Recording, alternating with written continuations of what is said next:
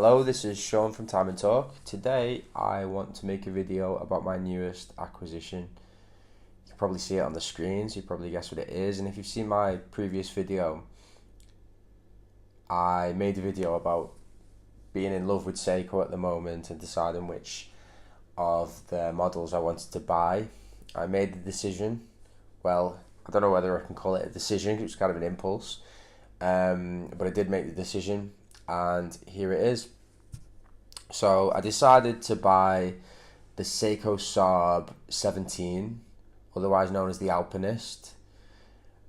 The green version, obviously the Hedinky version, the limited edition, has come out recently. I'll put a picture of that on the screen just in case you haven't seen it. But I bought the original one. I just thought I'd take you through a little bit of a review, a little bit of a chat about the watch, what I think of it, and get involved in the comments if you've got any opinions and if you've got any advice for me as a new owner of this piece. So just the things that I got with it. So here's the box. Standard kind of.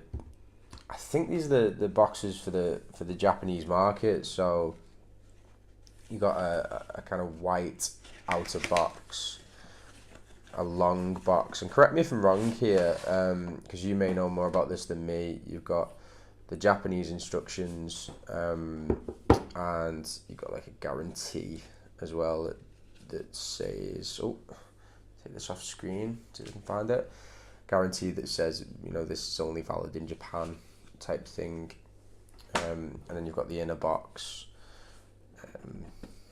like cardboard box with a holder for the watch in it.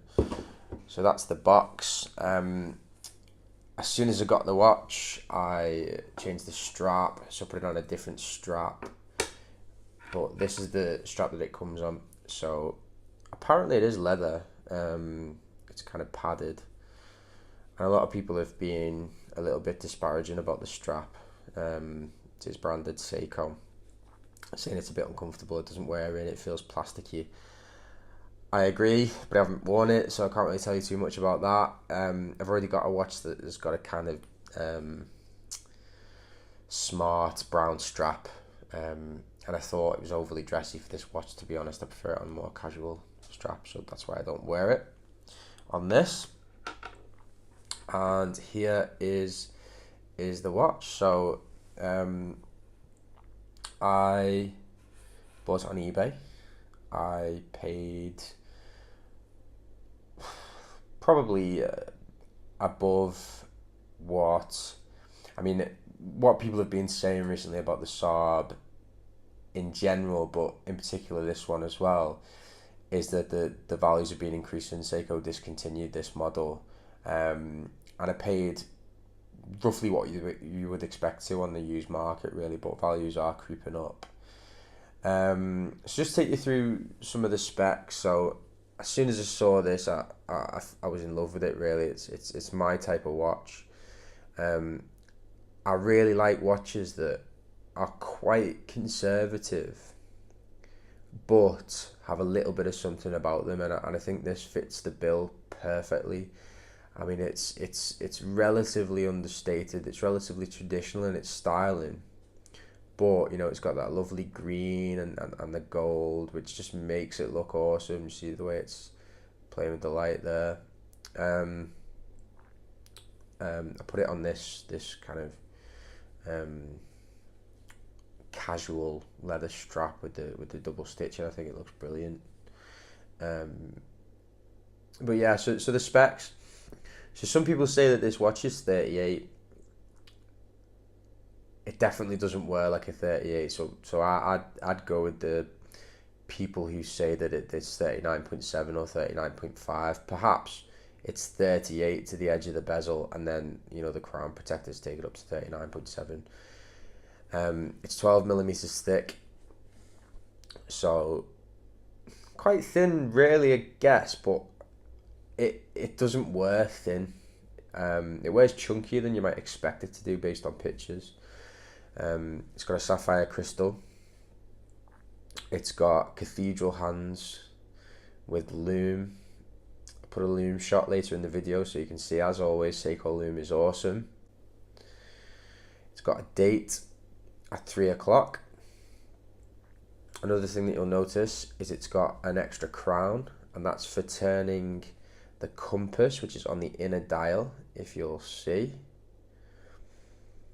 Haven't quite got my head around how to use the compass yet. I've got to be honest, I'm not much of an explorer.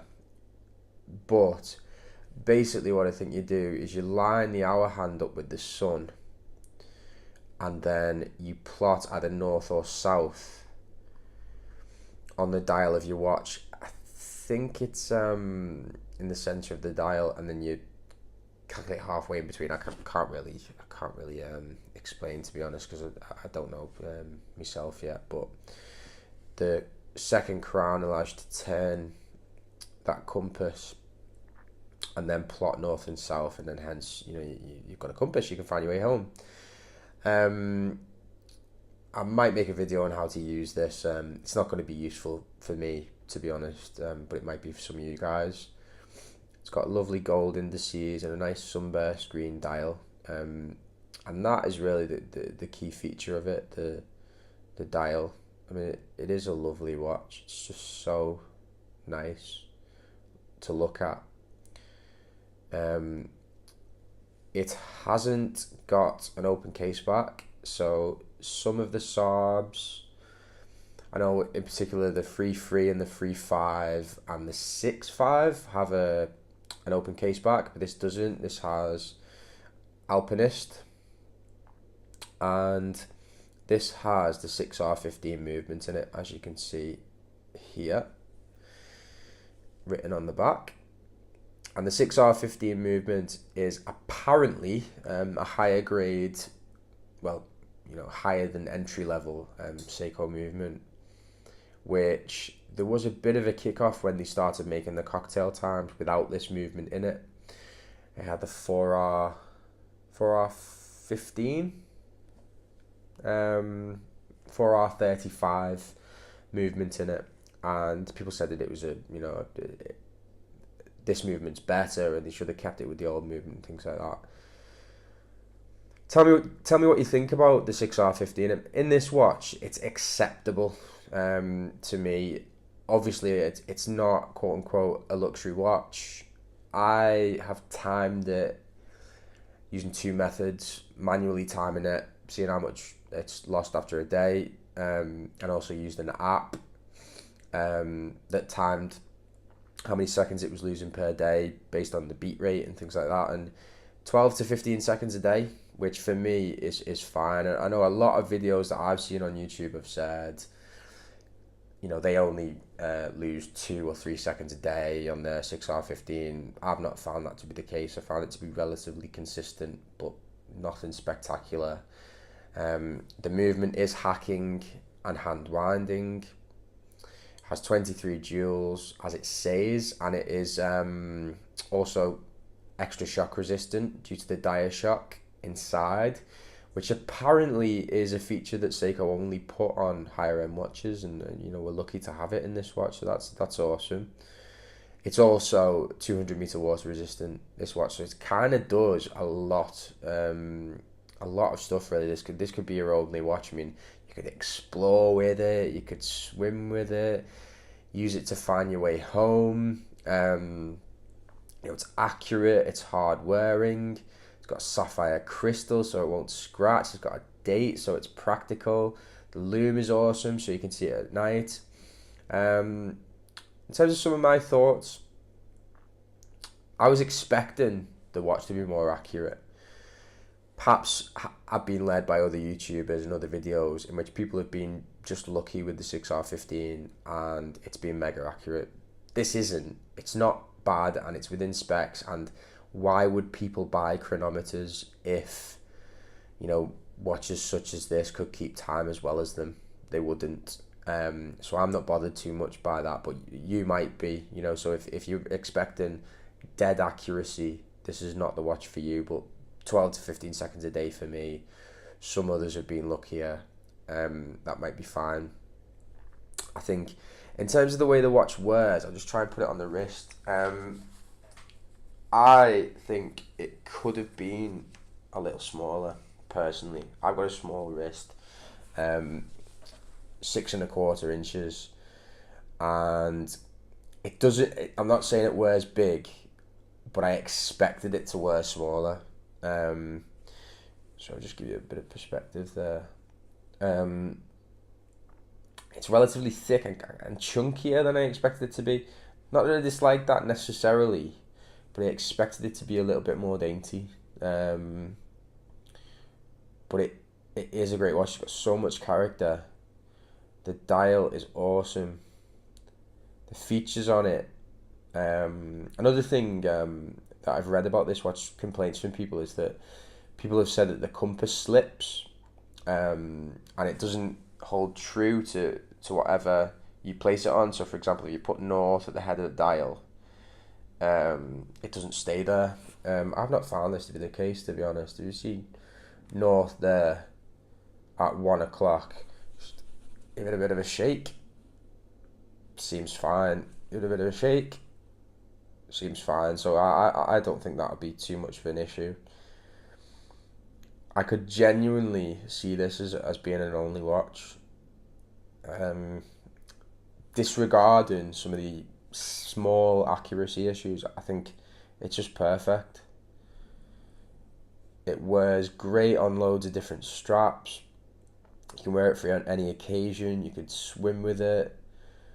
I just think it's awesome, and I'm really glad that I bought this rather than the Cocktail Time or the 3.3 or 3.5, because I think the 3.3 and 3.5 are too similar to the Explorer, which I already have, and the Cocktail Time, I think it was too dressy for everyday wear for my personal dress sense, if you like. So yeah, I mean, I can't really think of anything that I've missed. There's also on this watch, the Sarbs have got a nice kind of signed crown with the S. The finishing's really great on the watch. You know, there's different polished and brushed surfaces, but the watch is just lovely. It's just understated, but it's got a little something extra. You know exactly what I like a watch to be like. So let me know your thoughts about this watch. I'm probably gonna make my next video about Baselworld, about in particular my favourite watches from Baselworld and Rolex and their Baselworld introductions. Hit me in the comments, tell me what you think about this watch. Do you have any advice about experience with the inaccuracy yourself? Let me know what you think. If you like my channel, please subscribe. Thanks very much.